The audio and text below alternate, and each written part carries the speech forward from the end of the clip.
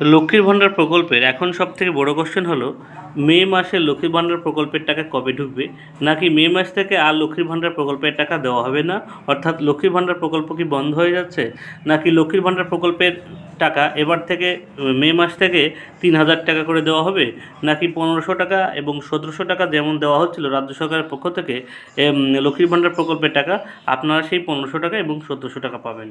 দেখুন, আমাদের রাজ্যে কিন্তু সদ্য নির্বাচন কমপ্লিট হয়েছে, তার মধ্যে মে মাসের কিন্তু ৪ তারিখে কিন্তু ফল ঘোষণা হবে, অর্থাৎ মে মাসের ৪ তারিখে কিন্তু ভোটের ফলাফল ঘোষণা হবে। আপনাদের কিন্তু ৪ তারিখ পর্যন্ত কারোরই কিন্তু লক্ষ্মীর ভাণ্ডার প্রকল্পের টাকা পাবেন না, ঠিক আছে?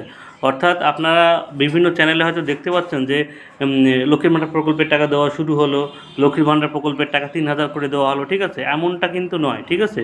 আপনাদের কিন্তু প্রত্যেকেরই কিন্তু লক্ষ্মীর ভাণ্ডার প্রকল্পের জন্য ৪ তারিখের ভোটের রেজাল্টের ওপর নির্ভর করতে হবে, ঠিক আছে? ৪ তারিখে ভোটের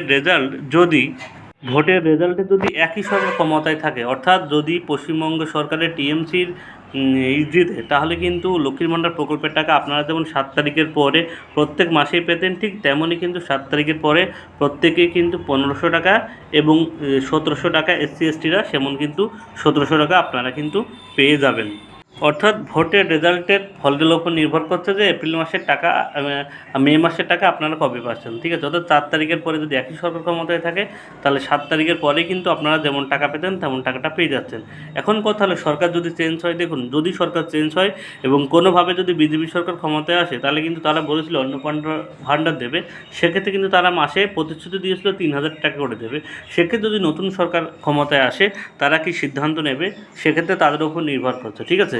এবার যদি সরকার ক্ষমতায় একই থাকে তাহলে তো কোনো ব্যাপার নেই, আর যদি সরকার চেঞ্জ হয়, যদি তারা ৩,০০০ টাকা করে দিতে চায়, তাহলে কিন্তু নতুনভাবে ফর্ম ফিল আপ হয়তো শুরু হতে পারে। সেক্ষেত্রে নতুন কি আপডেট আসবে, সেটা কিন্তু ৪ তারিখের পরে তারা কি ঘোষণা করে তার উপর কিন্তু আপনাদের কিন্তু নির্ভর করতে হবে।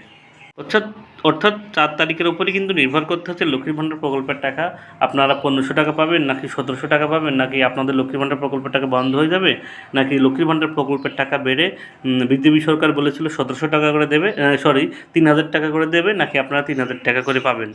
সেক্ষেত্রে একটা কথা বলি, যারা নতুন লক্ষ্মীর ভাণ্ডার প্রকল্পে অ্যাপ্লিকেশন করেছিলেন, তারা যদি একই সরকার ক্ষমতায় থাকে, তারা কিন্তু মে মাসেও যদি টাকা না পান, তাহলে কিন্তু জুন মাস থেকে তারা টাকা পাওয়ার সম্ভাবনা তাদের প্রবল।